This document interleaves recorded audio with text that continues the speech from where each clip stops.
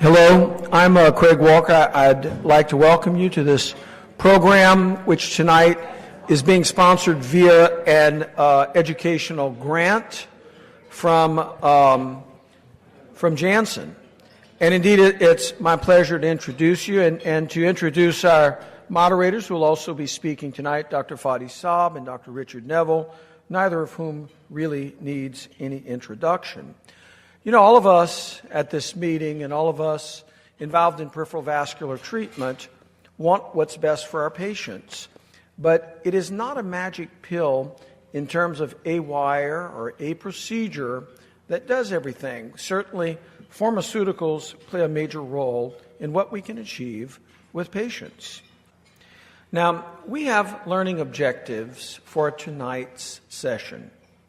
These learning objectives are the following: to assess the efficacy of factor Xa anticoagulation in combination with aspirin to prevent major adverse limb events, or MALE; to analyze efficacy and safety findings from clinical trials of factor Xa anticoagulants in peripheral arterial disease; and finally, to determine which PAD patients might be optimal candidates for therapy with low-dose factor A anticoagulation plus heparin.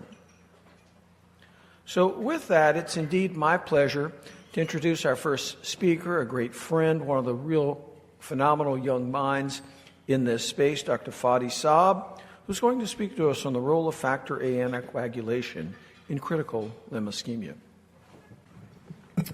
Well, thank you, Dr. Walker, and it's my distinct pleasure to be sharing the stage with two of the giants in the field. So I'm humbled and grateful at the same time. So I'm gonna,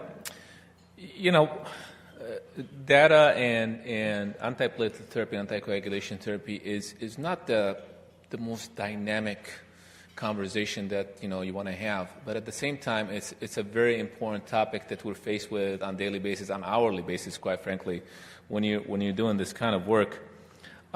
These are my disclosures. So just a little bit of information, and I think everybody has been exposed to this. We know that identifying patients with PAD is important because there's an increased risk for those patients to have cardiovascular events, especially even if they have asymptomatic disease. And at 5 years, 1 out of 5 patients with PAD will experience an unfatal cardiovascular event, and it's a cardiovascular event. So 15 to 20% of patients will die, and mostly from cardiovascular events. So just to highlight that, it's a deadly disease. And it's nice that we're always talking about what it can do, but this is what this evening is about. Is there a glimpse of hope at the end of that tunnel that we can start to do something about it? Most PV patients fall in three groups. They're either symptomatic, but the reality is most of them are asymptomatic or they have atypical symptoms. And the story with CLI patients is extremely grim because a lot of those patients will die from a cardiovascular event or will have a limb amputation.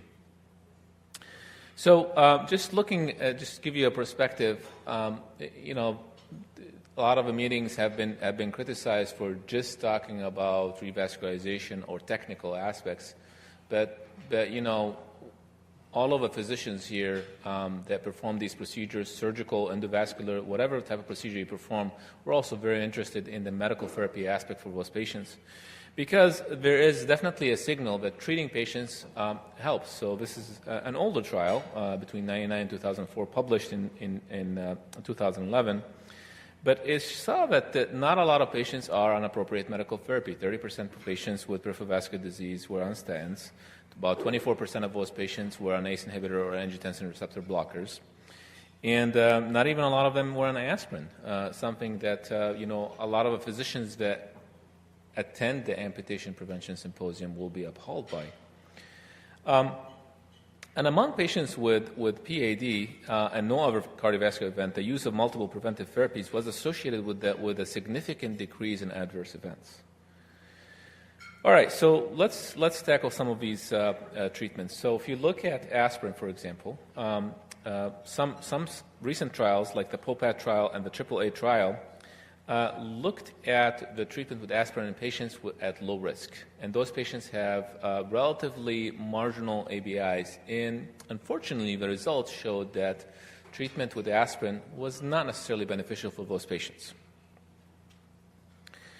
And if you look at a meta-analysis looking at 18 trials, patients that were taking aspirin monotherapy, there was a non-significant reduction in cardiovascular events. The absolute event rate was about 8.2% versus 9.6%.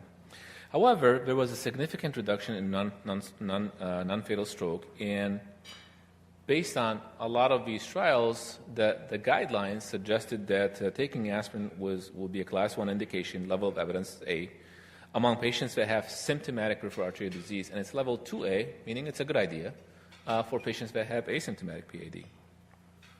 Well, how about clopidogrel? Clopidogrel is indicated as an alternative to aspirin for antiplatelet therapy among patients with PAD. However, recent studies suggest that less than 20% of patients with PAD are prescribed clopidogrel in clinical practice. And I will tell you that as cardiologists that have patients with coronary artery disease and they have stents in their coronaries, we struggle a little bit switching patients from one drug to the other. We don't know.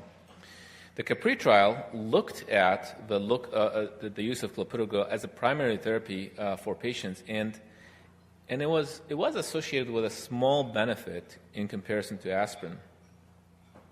And there was about 23.8% relative risk reduction, but it's when I was a research fellow, I always thought that relative risk reduction is a really nice way of inflating things, because in reality, if you look at the absolute rates of outcomes, it was 3.7 versus 4.9%, about 1% difference between both groups. Not to minimize the importance of it, but it's always interesting to look at relative risk reduction. Well, how about combination therapy? If you look at dual antiplatelet therapy, 75 to 162 milligrams of aspirin with clopidogrel, Charisma trial is an old cardiology trial that's always been coded, looking at clopidogrel for high atherothrombotic risk and ischemic stabilization management. It found that the overall results of the trial were not significant, although in a subgroup analysis, it was pre-specified subgroup analysis, there was a benefit in dual antiplatelet therapy in patients with symptomatic atherosclerosis, and did not specify what symptomatic meant.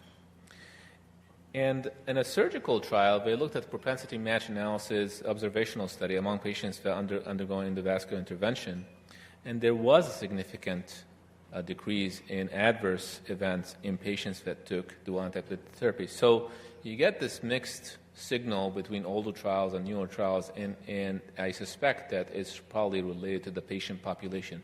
So remember that, patient population, because I think that's going to be very important in the second and the third talk. The CASPER trial is a trial that studied dual antiplatelet therapy versus aspirin monotherapy among patients undergoing below-the-knee surgical bypass. And again, they looked at endpoints of death, major amputation, graft occlusion. And in the pre-specified subgroup analysis, there was a significant benefit in dual antiplatelet therapy in patients with prosthetic grafts. Now again, this is interesting. This is different from clinical practice, because I know a lot of patients that are on dual antiplatelet therapy that have vein graft, bypass graft, for example. And in a similar trial, the CAMPER trial tested dual antiplatelet therapy versus aspirin monotherapy in patients undergoing infrainguinal endovascular therapy, and this study was never completed because of poor enrollment. And I'm highlighting the fact that physicians would not randomize patients to aspirin alone. The reason I'm highlighting that, because I think it's going to be relevant when we talk about some of the landmark trials, COMPASS and Voyager. The ASPIRE trial, we're awaiting the results of this trial. It looked at dual antiplatelet therapy. Actually finished enrollment in June of 2018. So it's going to be interesting to look at dual antiplatelet therapy in patients that underwent endovascular revascularization for peripheral vascular disease. Now, the Euclid trial looked at comparing ticagrelor versus clopidogrel between both groups, and in reality, it was not a significant difference between both groups with peripheral vascular disease. I don't think the study was powered enough to look at subgroups. 5% of those patients, and I think it's the next slide it's going to show, 5% of the patients had critical limb ischemia. And one of the publications was to highlighted the poor outcome of these CLI patients, but the study was not powered enough to look at the difference in outcomes between patients receiving ticagrelor versus clopidogrel, and they have critical limb ischemia. Nonetheless, Euclid showed that there is no significant advantage to the use of ticagrelor versus clopidogrel in this patient population. All right, so I'm not going to talk about COMPASS because I know Dr. Neville is going to go through it and discuss it, but basically COMPASS looked at patients with stable cardiovascular disease, coronary artery disease, and PAD, and I think Dr. Neville is going to dive more into this, and I would love to see his take No, I would love to see his take on it and his interpretation of the data. But I think what I want to say about COMPASS is it really, again, gave us that glimpse of hope that, well, at least now I can do something about my patients that have peripheral vascular disease or coronary artery disease. But I need to find out what's the balance? Where is that nice space where I don't outweigh the benefit with the increased risk of bleeding? So I'll be interested to. I'm setting up Dr. Neville for questions from you guys. So I'll be interested on his take on that.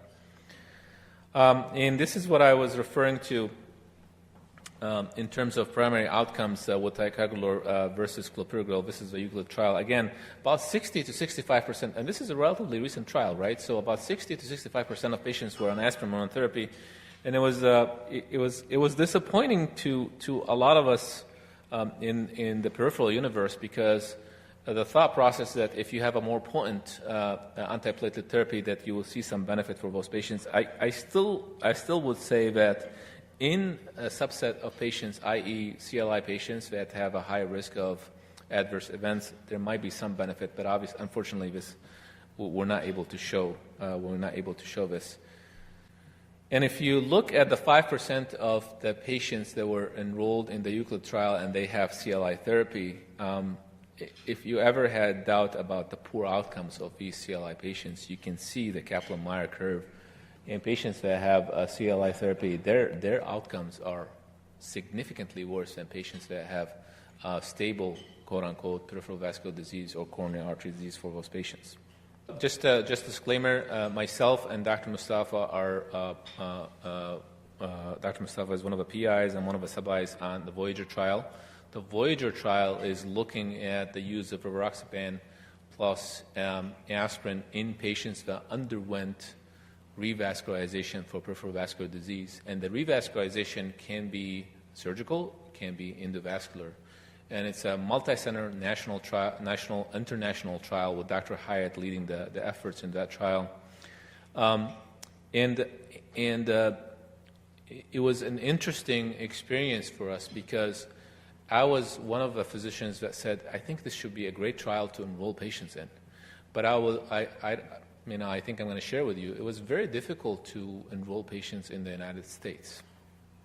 And the reason being, we found that physicians have a really hard time not keeping the patients on dual antiplatelet therapy. Despite the evidence that I shared with you that dual antiplatelet therapy is not necessarily a slam dunk, it's not clear that there's great benefit for those patients. What I did not also add in there, like a lot of the trials for stenting in superficial femoral artery or popliteal artery mandated, these patients to be on dual antiplatelet therapy anywhere from 3 months to 6 months, depending on the trial that you look at. But interestingly, the guidelines did not necessarily mandate for you to be on dual antiplatelet therapy. Add to that if you're a cardiologist, a lot of our patients have what I call cross disease. So if you're a patient that have coronary artery disease and you have recent stenting within the coronaries, it was very difficult to remove the patient off of dual antiplatelet therapy. So we had a hard time increasing the enrollment in the United States. It was very interesting. But on the other hand, in other countries, South America, interestingly, and East Europe, they were doing a phenomenal job enrolling patients. So this was a very interesting phenomenon. I don't know if Dr. Walker, were you involved in Voyager? Dr. Neville, were you involved in Voyager? No. Yeah, it was a very interesting experience that in the United States we had a very difficult time enrolling. Canada was doing a phenomenal job. It was embarrassing every time you're on the phone call for the U.S. team. All right, so I'm gonna stop here, and I'm gonna turn it over to Dr. Neville. Well, thank you very much. It's a pleasure to be here, and I appreciate everybody showing up. You know, it's an interesting topic, and I applaud the organizers and industry for supporting this topic. So, as a vascular surgeon in the past, I always knew what was right for my patients, and I gave them what I knew was right. When you start looking into the literature in terms of vascular surgical procedures and anticoagulant and antiplatelet therapy after vascular surgery or in our vascular surgical population, the data doesn't give you a lot of guidance. There's a Dutch study that shows we should give everybody Coumadin, even our vein grafts. There's a VA cooperative trial that shows everybody should have aspirin, including our vein grafts. When you start looking at prosthetic grafts and arterial stenting, it gets even more muddied. So in my mind, it's always been an area that's not had a lot of data in terms of vascular surgery. So then I make the move out into Northern Virginia, and now we're managing a healthcare system and the vascular health across a population. And that's when I really started actually getting interested in this. And I must say, in all disclosure, these slides were made with Dr. Paul Gerbel, who was participating in the COMPASS trial. Paul is a cardiologist and an expert in coagulation, and actually one of the leading platelet experts in platelet function in the world. So I really, once you start considering population health, this is when I think these kind of issues really come to play. I mean, is it better to make sure that all the patients in our systems that have CLI are on statins, or is it better that I dilate one tibial artery? I would argue that this may have more impact than some of the procedural things that we do. So again, I would like to just credit Dr. Gerbel with a lot of these slides. So I'm not going to explain the coagulation pathway to you. I probably wouldn't be able to.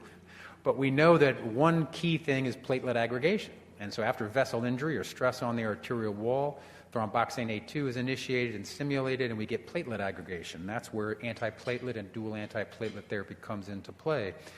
Then you have the anticoagulation cascade, whether it's intrinsic or extrinsic. It ends up by stimulating thrombin, which actually converts fibrinogen into fibrin.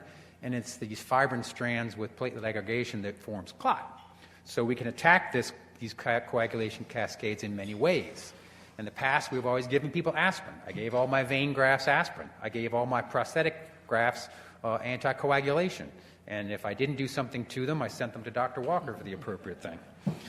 But now I think when we're really truly concerned about the vascular health of these patients, and we're getting all these additional options, it behooves us to take great care, which I know everyone in this audience already does.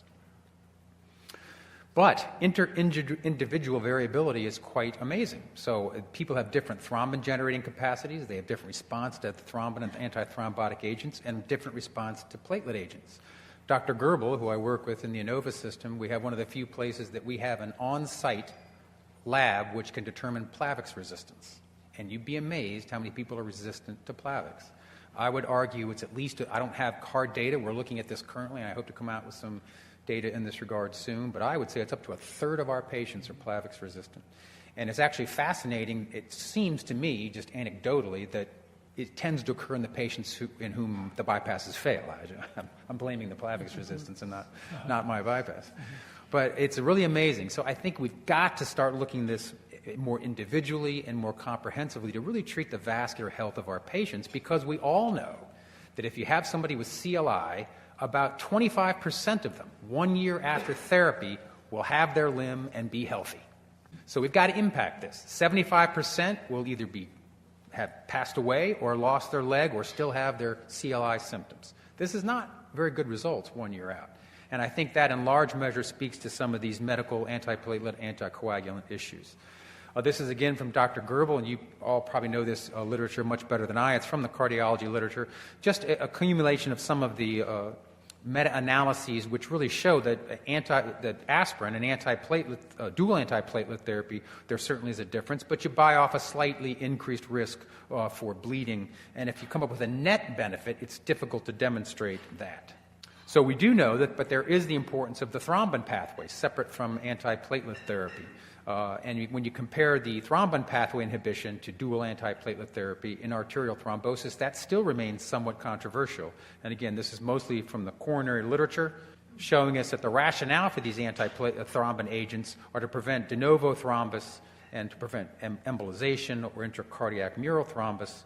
And there is a thrombin pathway inhibition, which obviously is coming to the fore, and there are many medications that are involved and engaged in this. So what about the COMPASS trial? Well, Dr. Goebel is very proud of the trial and proud that he participated, and that's comparing rivaroxaban for the prevention of major cardiovascular events, and they looked at both coronary patients and peripheral arterial patients. You all know the incidence of cardiovascular disease around the world, and aspirin, as we just heard very nicely in the prior talk, is moderately effective for any long-term medical use. And again, the warfarin trials have also been inconclusive with my review. You've already seen this slide, and this is basically the construction of the trial. They compared aspirin to rivaroxaban on a twice-a-day dose to a slightly reduced dose of rivaroxaban and the addition of aspirin, and then looked to see whether it actually prevented cardiovascular events in those patients with coronary disease and symptomatic peripheral arterial disease. You've seen this slide as well, and I sort of circled what I thought were the high points. And where you really compare rivaroxaban and aspirin versus aspirin alone, there did seem to be a significant reduction in cardiovascular death, stroke, and MI. There was also a reduction significantly in stroke as a primary endpoint comparing anticoagulant with rivaroxaban and aspirin versus aspirin alone. And you can see the slide in the upper right-hand corner, which sort of demonstrates this data, which I thought was fairly compelling. However, you do buy off higher incidence of bleeding. There's no question about that. There's a higher incidence of major bleeding with the dual therapy, anticoagulant therapy and antiplatelet therapy versus aspirin alone. So you must take that into consideration. You've seen this slide as well briefly, and it does show that when you combine the benefits with this bleeding risk, you still come up with a net clinical benefit with the dual therapy, with a reduction in cardiovascular death, reduction in stroke, reduction in myocardial infarction, but there is an increased incidence of significant bleeding. But the part that was most intriguing to me is it seems like the population which was most at benefit from this approach were the patients with significant peripheral arterial disease.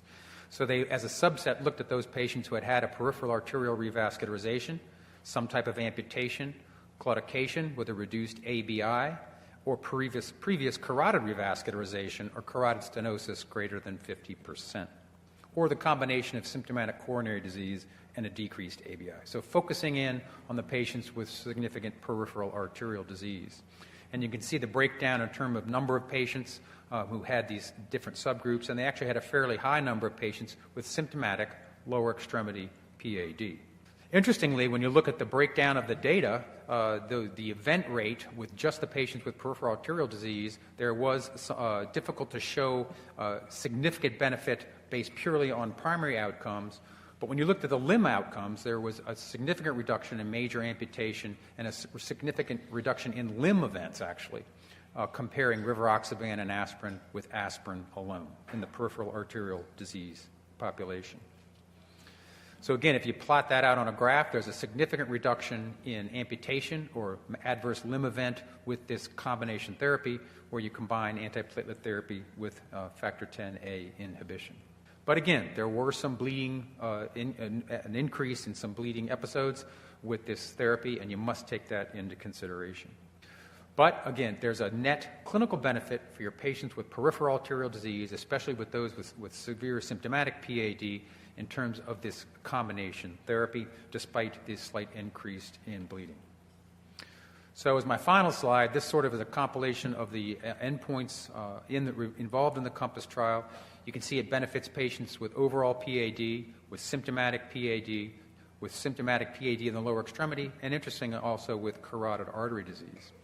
So as I evaluate this for the vascular health of my patients, I think this is fairly compelling data. Certainly deserves further investigation.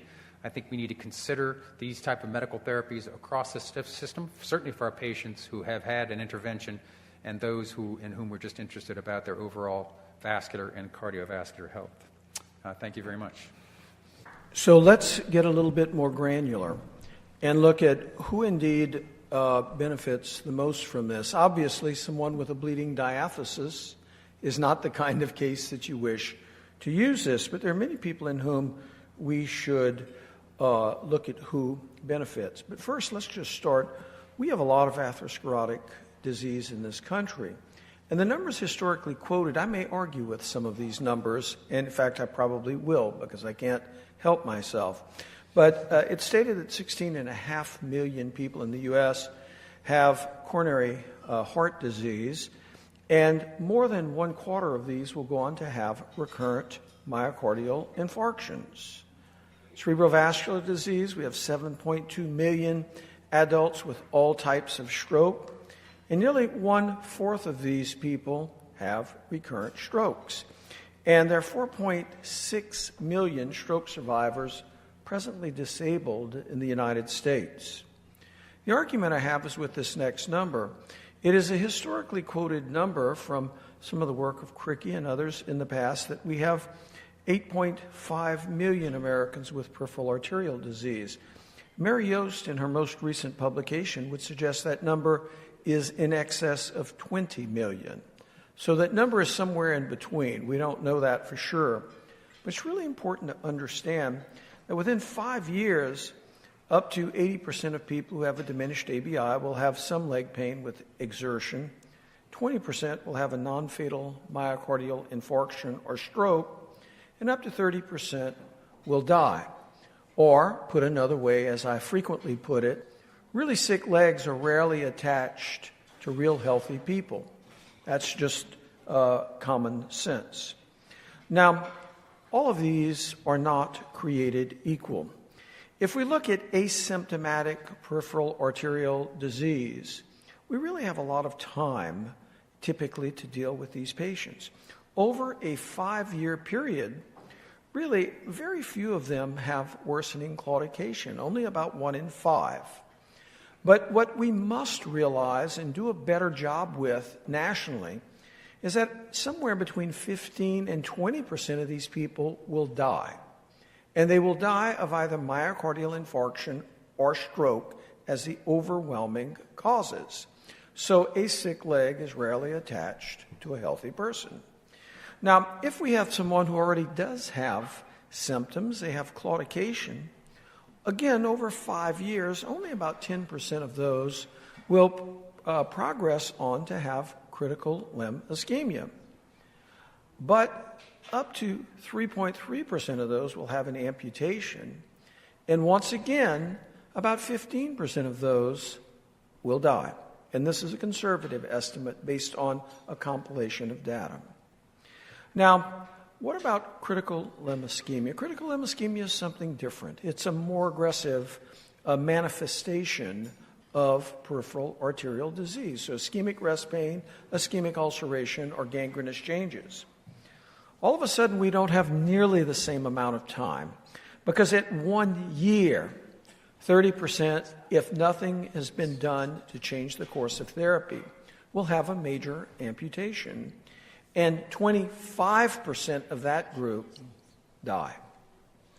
And then finally, perhaps the strongest manifestation, the worst manifestation of peripheral arterial disease, acute limb ischemia, at 30 days, this is a true medical emergency, up to 30% of people in our country have had an amputation, and up to 1/4 of those are dead. So this is really very important disease where the outcomes are measured above and beyond just the limbs. Now, all of us are at this meeting because we have a devotion to try to stop amputation. Amputation is bad. If we can avoid amputation, we should. And this slide, published in the American Heart Journal, we can see shows that if you indeed have an amputation, you have a much, much higher rate of all-cause mortality. In fact, it's nearly doubled. Now, as we search out the manifestations of atherosclerotic disease, and we look at coronary artery disease, we have stable coronary disease, and then we have unstable coronary disease, the unstable angina, the acute coronary syndromes. What is changing in this situation? It's thrombus. That's been well demonstrated in the past by studies where people actually went in and looked with angioscopes and they showed thrombus. What about cerebrovascular disease? Once again, it's stable. What makes it unstable, bits of clot or plaque or clot from the heart embolizing to the brain. And then we have unstable symptoms. And then finally, peripheral arterial disease. We have asymptomatic or we have very stable symptomatic disease.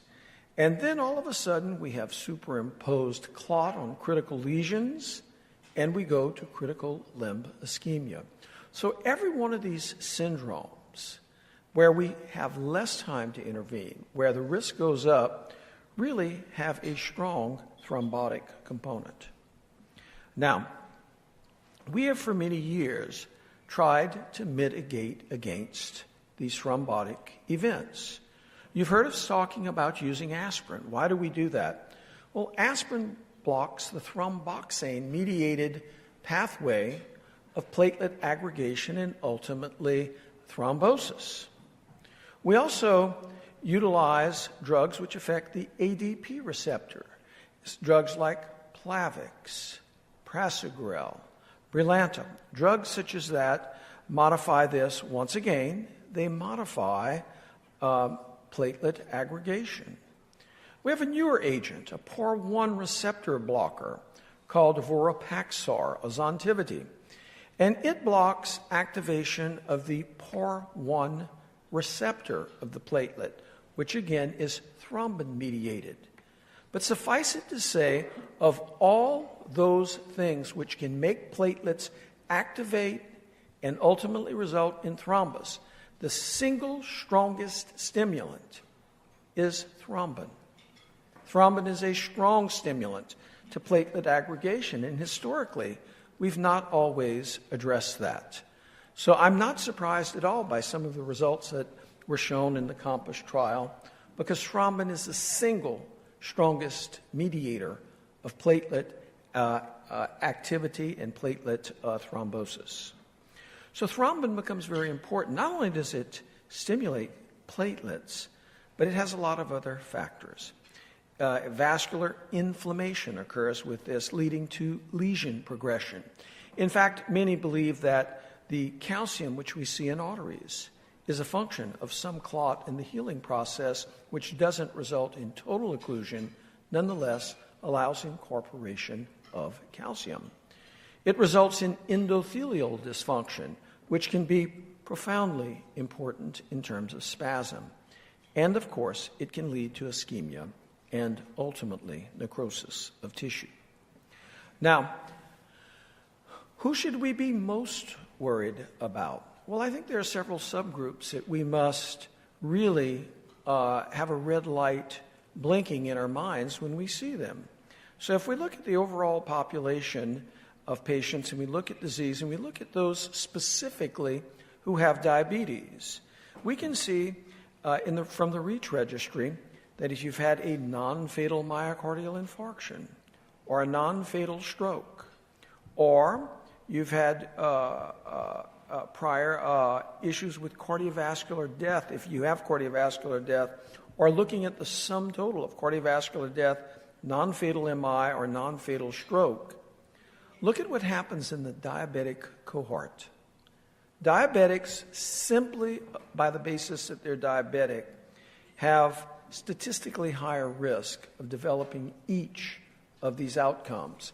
So diabetics represent one group of patients who are at substantially greater risk. Whom else? Well, what about polyvascular disease? If we look, shown here in dark blue, of those patients who have a single vascular bed involved versus those in light blue who have multiple vascular beds, carotids, peripherals, heart. The more beds we have involved, again, the worse the prognosis. And you can see all of these are statistically highly significant. And in fact, compared with coronary disease or carotid vascular disease patients, patients with PAD had the highest rate of progressing to atherosclerosis involving other cardiovascular beds. What about looking at this on a long-term basis, looking at the cumulative incidence of cardiovascular death MI, or stroke? Well, if you have risk factors only, that risk is 9.1%. If you have stable ischemic disease with no prior ischemic events, that risk escalates. It becomes 12.2%.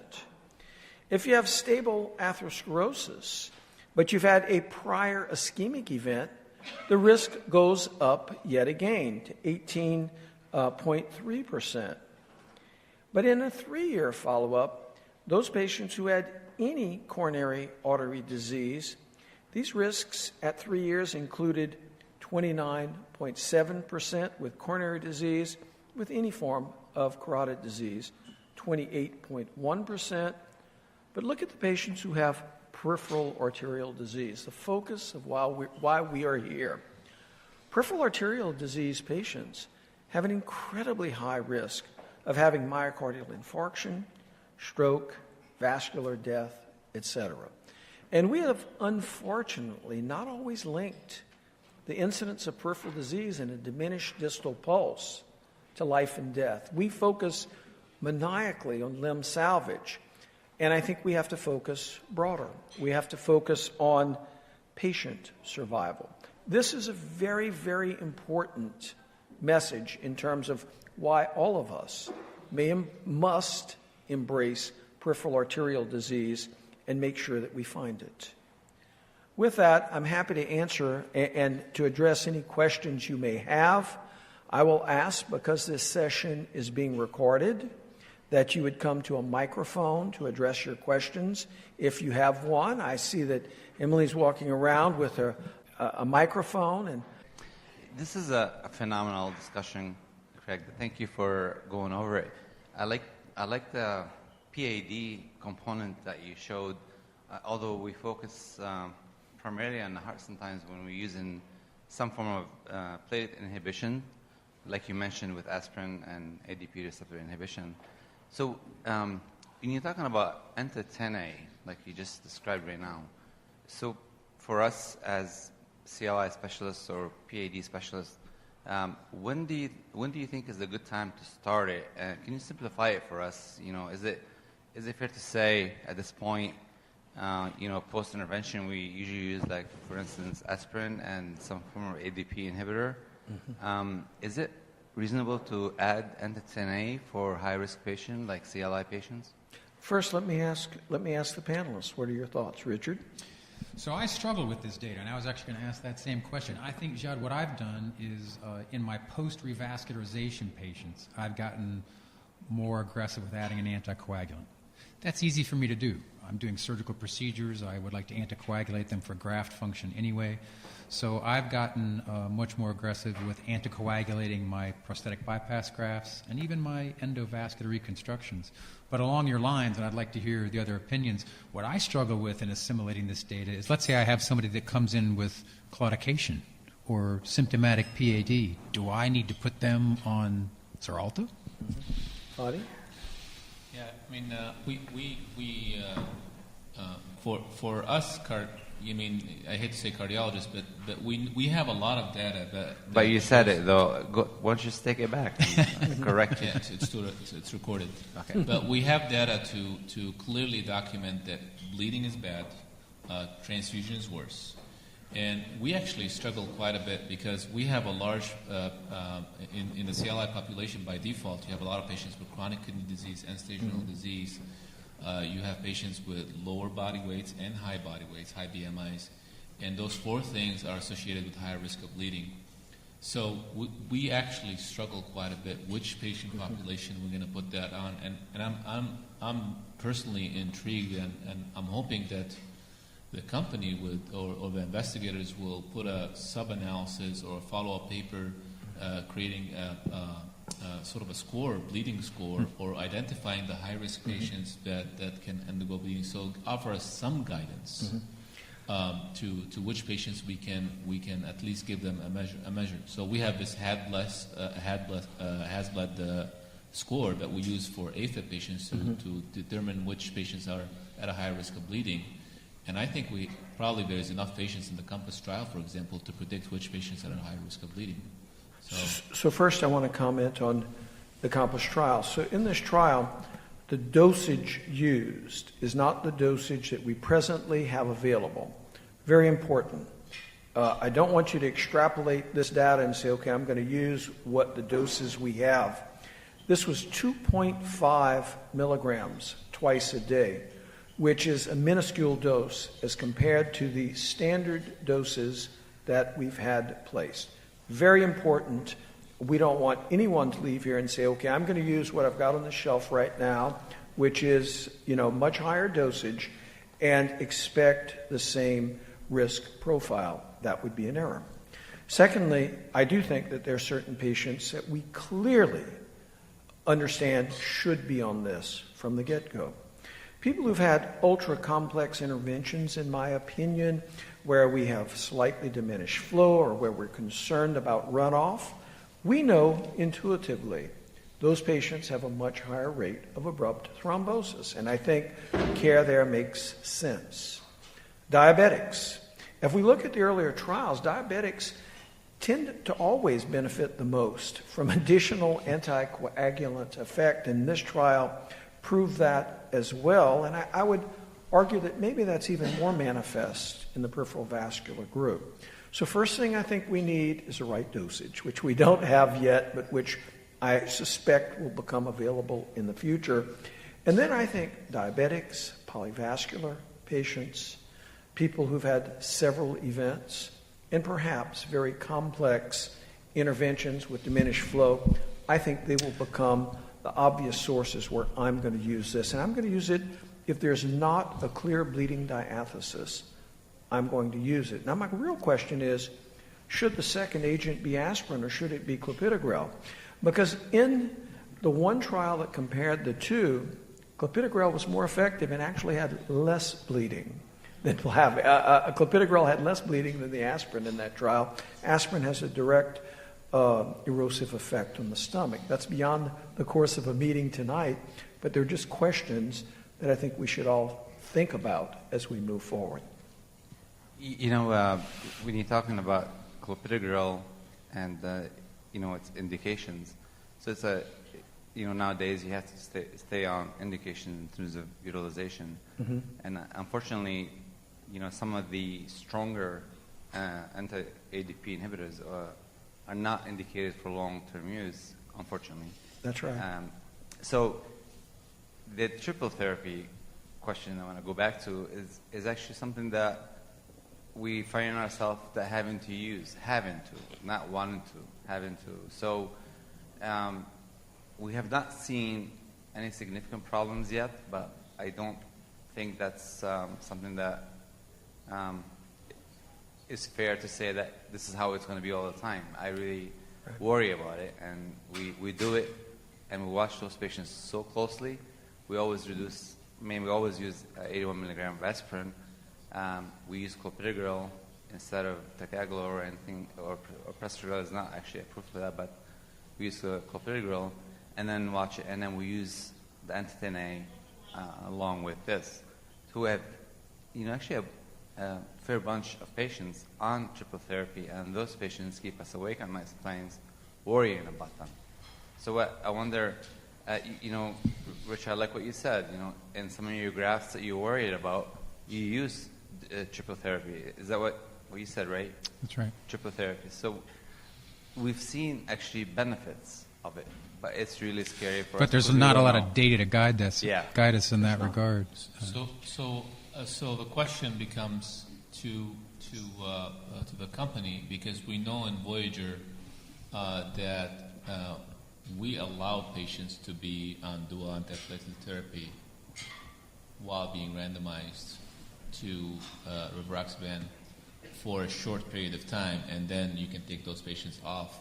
And the question becomes do we have enough patients? Probably going to be mostly U.S. patients, because that was the hardest group of patients. Yeah.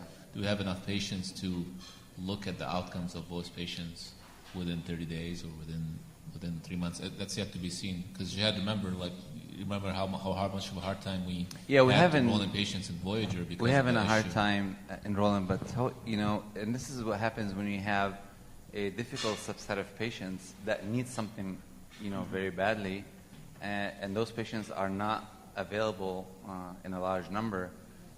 But like you said, in Voyager, the triple therapy, we're using it, but we're using it for a short period of time. And I think that's the wrong thing to do, and you do too. We've talked about it. We need something for long term, but no one is willing to take that risk.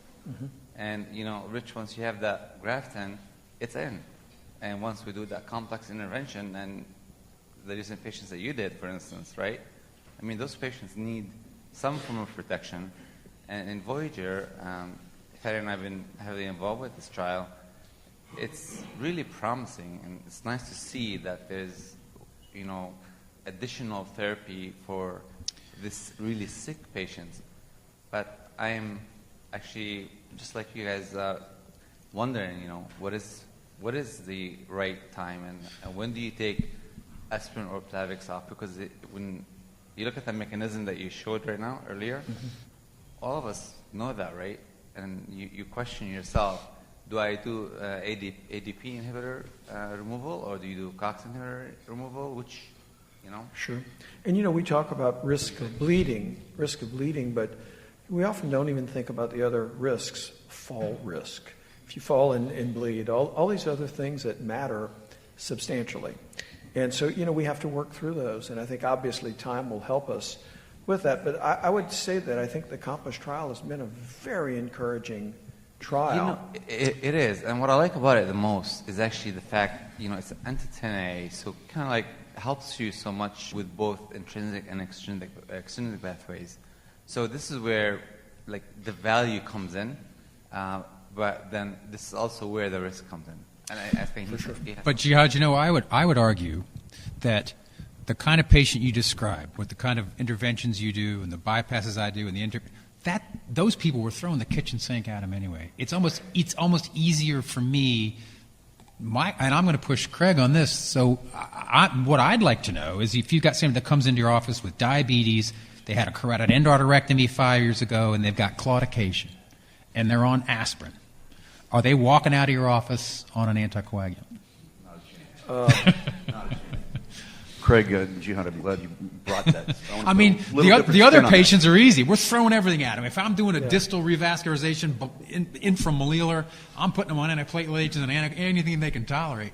But what about does this give us enough data to add anticoagulant therapy to our standard vascular health regimen? Well, let's hear from Yes, and I think that's a very important point. And Craig, I was very glad to see you bring up that 40.8% event rate with PAD and everything else. And there may be a day that we have them on one form of triple therapy, and another day that we have followed that with triple antiplatelet therapy. And no one really talks about that, but you brought it up. Thrombin is the most potent aggregator of platelets, period. Yet you see very few cardiologists, very few peripheral vascular interventionalists inhibit PAR1. Vraxapar was originally produced by Merck, and they gave up on it, and a company in Canada bought it, and we were able to get it for my patient population through them until now. And now they are either going to drop production until someone else picks it up. But if you look at what I call TAP, triple antiplatelet therapy, with ADB inhibition and PAR1 inhibition and standard aspirin in the doses of 81 milligrams, the event rate reduction in that trial with Vraxapar went from a minimum of 17% to a maximum of 22% additional event reduction on top of aspirin and Plavix. To me, that is such a huge number that it justifies what I do. I keep those patients on triple antiplatelet therapy along with gastroprophylaxis for life, because platelet aggregation and platelet adhesion are a precursor to the progression of disease, whether it creates an event or not. So this is something that I think that really has to be considered, and my answer is triple antiplatelet therapy for life, unless there's a good reason not to. And I was really glad that you brought up that, and 99% of cardiologists don't talk about this. So I'm curious, how many people have you had to back off on that regimen because of bleeding or other problems? Have you had? Very few. Well, it's interesting how we're flying blind, and we have no data. And it's all because we think, we sit around in these meetings, but we have no data. Now, there's an opportunity, for our venous stents. were dropping NOACs and Plavix all the time. Maybe in a VIS registry, if you look at those people, maybe we can go back and say, what's the safety of large dose anticoagulation plus Plavix? That's out there right now, and everybody who's doing venous stenting is doing that right now, but no one's looking at it. And the other question is, are we using the right NOAC? Okay, because there are some differences in half-life and safety between one and the other. So is anyone going back and looking, say, at Eliquis at a very small dose or something? Is that being done at all? I'm sure there's interest in the companies, but I don't know. Are there trials out there? Yeah, great question. We don't have any data from anything else showing. So first off, the data was around this drug, but I do want to also set the mindset correct, because the drug dose used here was not the standard drug dose. So if you're used to using Xarelto, if you're used to using Eliquis, if you're used to using these other drugs in a given dose, understand this is a tiny fraction of the dose studied in the COMPASS trial that was studied in those others. So historically, when people have done triple therapy and have included a 10A inhibitor, they're doing it with high dose of those agents, not low dose. And so I think it's a very, very important thing for us to just realize this is comparing apples and oranges if we look at that. And that's very important. I want to make sure that specifically in the COMPASS trial, can't emphasize this enough, this was not full dose. This was not even what we call low dose. This is a fraction of what we historically called low dose, which is interesting that did indeed show highly statistically significant difference in bleeding diatheses. Yes? Hi, I'm Brad Lynn, one of the podiatry residents from JFK Medical Center in West Palm Beach, Florida. I'm here with Regina Fiacco, my co-resident. From a surgical standpoint, I wanted to get a recommendation from you guys on holding anticoagulants. I know you talked about bleeding is bad and transfusion is worse. Digital amputation is not usually a problem, but something with like a transmetatarsal amputation, these patients have been on anticoagulation therapy for a long time. What are your recommendations on holding anticoagulation for that period of time for the surgery? Richard, you do more of that than us. Yeah, boy, we struggle with that. And congratulations on introducing your co-resident. That doesn't happen too often. Very good. But no, we struggle with this all the time, to the point where we actually had to make what we call an preoperative onboarding sheet, so that everyone agrees what's going to be stopped and what's going to be continued, because it's often the cardiologists that say we can't stop the Plavix, we can stop the Plavix, we can't stop the anticoagulation, we can transition them, we can just stop it. And, he said, she said, it gets very confusing. So we actually came up with an onboarding form for anybody on Plavix, not aspirin, but Plavix and an anticoagulant, where I've got to sign it, and whoever the physician, cardiologist, or whoever has them on those other medications has to sign it. That being said, I do try to stop Plavix if I can for certain procedures. Carotid endarterectomy, although the data doesn't support that you can do carotid endarterectomy safely. Dr. Hayes is nodding. I take them off. I just don't want to, unless it's a recently deployed drug-eluting stent. If they're on it just because they're on it, I'm taking them off Plavix. Because I'm a chicken. I hate hematomas. I hate hematomas. Yeah, there you go. Okay. You could do that too. All right. But if I'm doing an endarterectomy, I do take them off Plavix. It depends on the procedure. For the legs, I leave them on most anything. The one thing I will caution you on, I don't know what your guys' experience is Brilinta. If you've ever operated on somebody on Brilinta, oh my goodness. Yeah, I learned that the hard way. So be very careful with Brilinta. Much more potent.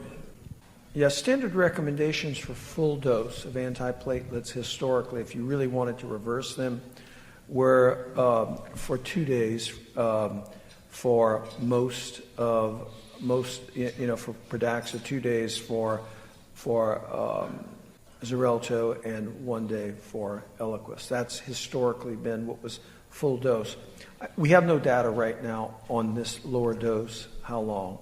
The antiplatelets, I think there's pretty pretty good opinion, somewhere between 5 and 7 days, the antiplatelet effect is gone. But on these revascularized legs, would holding them be detrimental for the procedure that was previously done? Usually not detrimental for what we've done, but it may be detrimental to their coronary stent. So, again, for the limbs, we usually don't stop. Do you guys notice a difference if you stop it for a day or two? Yeah.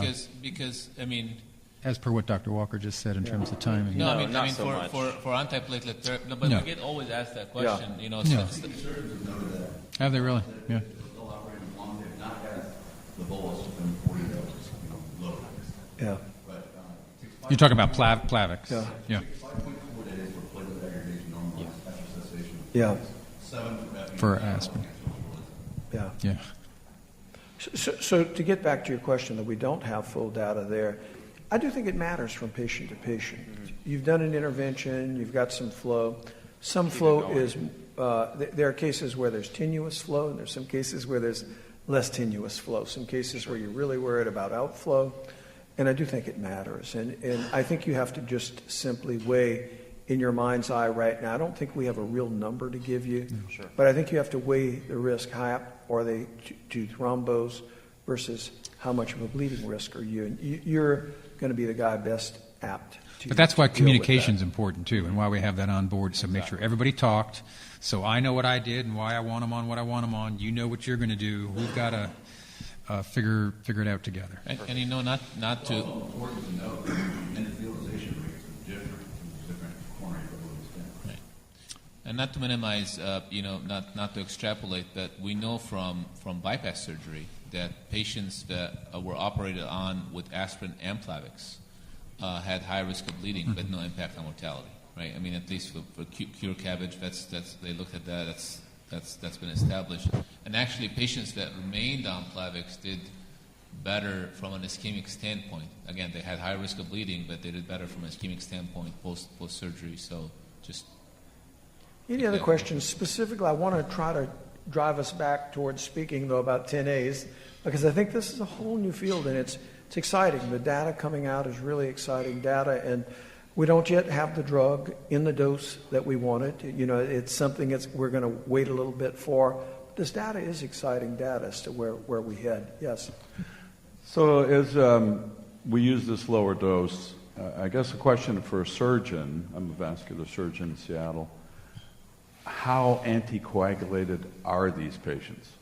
In other words, I mean, if a patient, can we operate on one of them with this? If a patient shows up with an acute emergency, are these small doses really truly therapeutically anticoagulating the patient? It's a great question. It's a great question. I don't have that answer. So is there a way we can, none of us are hematologists, but is there a way we can measure that?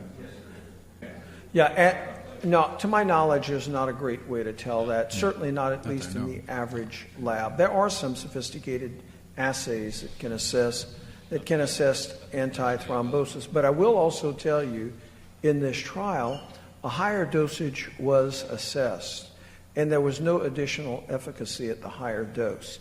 That's why the lower dose was chosen. So I'm not sure from the purpose of preventing these events, at least in the COMPASS trial, that they thought that the extra potential risk of bleeding was worth the risk of the higher dose. I'm Dr. Smith. I'm from Houston, Texas, one of our physicians. My question to the panel is this.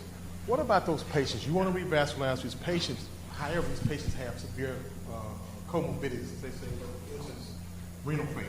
I mean, how do you deal with those patients? Because I've had a patient, despite being on that low dose, die. Okay, so my question is, how would you deal with a situation like that? Do you test the patient first? Do we have any testers in place to say, okay, do I want to do this procedure or not?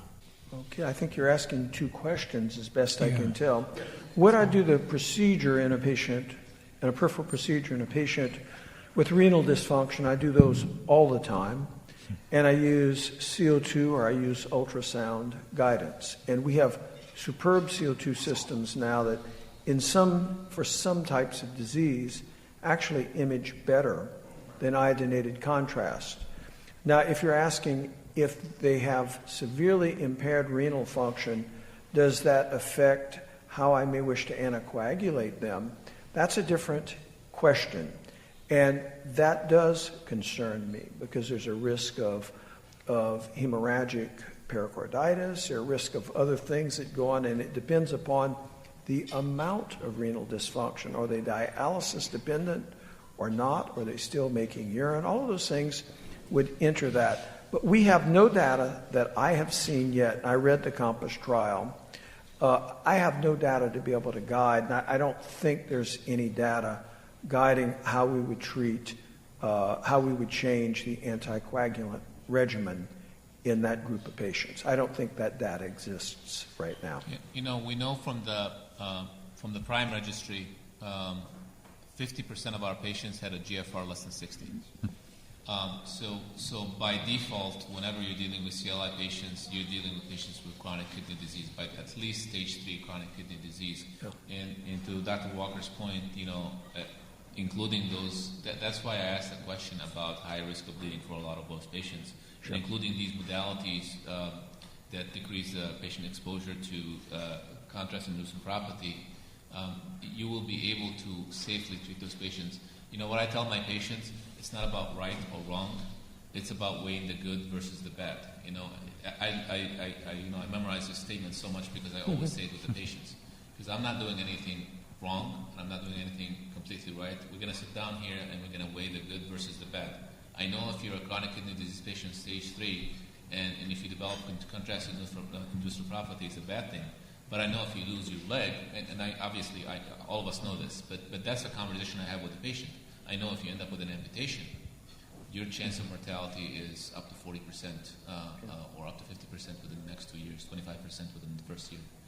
And I have this conversation with the patient because, unfortunately, we cannot undo the damage that's done to the body by the time they walk through the door to us. But in today's world with CO2 and ultrasound guidance, you can get away without using iodinated contrast, and those do not impair renal function further. But if you're asking the question along the lines of, are those people at increased bleeding risk? Certainly. If they're on dialysis, that answer is yes, where they get uremic pericarditis and other such things. Yeah, they have platelet dysfunction just and they have by their renal dysfunction by nature of the disease. Right. Any other questions in the audience? I remember as I read the COMPASS trial, I was actually a little bit surprised with the data. I looked at it and I was really impressed by what we saw, and certainly it's encouraging, and I think we're going to learn a lot in ensuing years about how we best treat our patients to lessen their risk of going on to have heart attacks, strokes, or recurrent limb events. But I certainly applaud Janssen for the effort that you've put into educating people about the risk of thrombosis and for trying to help us figure out how do we best treat these patients. So please, if you could fill out your forms and submit them, we would clearly appreciate that.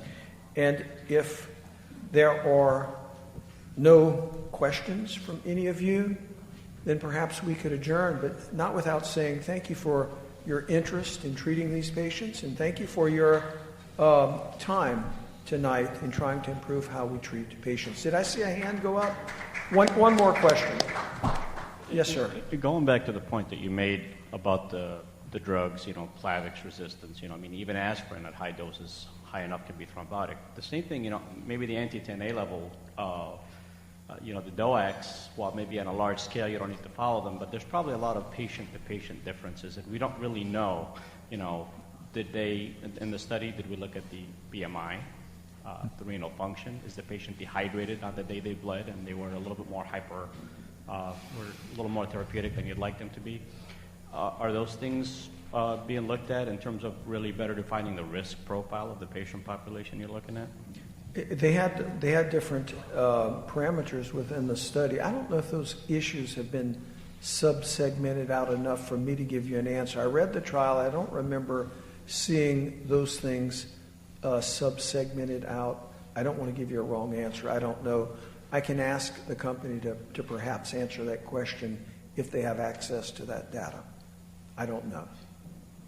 Yes, sir. Just a comment and suggestion for next year. Both you and Dr. Saab mentioned it, and initially Dr. Saab made a comment that this meeting has been criticized for being just only about opening the arteries, which is not true. I'm suggesting sometime next year we should incorporate the non-mechanical part, very equally important. Tonight we talked mostly about the coagulation cascade and platelets, but I think the most important thing is we should also remember to talk about statin therapy, ACE inhibition. The very first time we come into contact with the patient with PAD, 2 weeks ago, a veteran came to our hospital. His first contact with medicine was a AAA 6.4, and he had that sealed. He also came with very high blood pressure. So the patient now is on aspirin, clopidogrel, high-dose statin, and everything else. So I think next year we should somehow incorporate this part and remind people that yes, the treatment the disease is a continuous process, and we need to tackle it from all angles. And that's my suggestion for next year. I think Jihad wants to address that. Jihad? Thank you. I can't thank you enough, actually, for raising that point. This is really important topic, and medical therapy is one of the most important foundation for what we do. I can definitely reassure you that next year we'll have that an agenda. It's already actually in the process. When we started AMP, actually, there wasn't much of data to discuss. Now we have phenomenal data. Medical therapy, whenever we used to give that talk to someone a few years ago, they used to frown on us and say, there's not much to say. But actually, you are spot on, because now there's tremendous amount of data that supports, like you said, for instance, statin therapy and what it does to PAD and CLI in combination. ACE inhibitor, for instance, the benefit of that is significant. So I reviewed the literature, and unfortunately by the time we got here, it was a little bit too late. But you're absolutely spot on, and I want to congratulate you, actually, and you deserve an applause, actually, for that. Please, let's give him an applause for that. Thank you, because you are spot on, and the data showed if you do add statin to a patient with PAD, it does reduce the event rates. No, if we'll probably read the same data you and I. Thank you. 100% of patients with PAD need a medical intervention. Yes. A much smaller percentage need a cath lab intervention or a surgical intervention. But 100% right. require medical intervention. Actually, Richard and I were talking about it today. So I wish you had. I'm glad you mentioned it anyway, but Richard and I were talking, and we were saying that we hoping for the future that we would use medical therapy and less invasive procedures, and it looks like hopefully someday we'll get there. Well, especially as things move more and more towards population health, personalized medicine, and accountable care organizations. Let me tell you, it's going to be quite important. So I think that was a great idea. Last call for any questions? If not, let's all give a big hand to Janssen for providing support for a meeting like this and for what they've done in this field.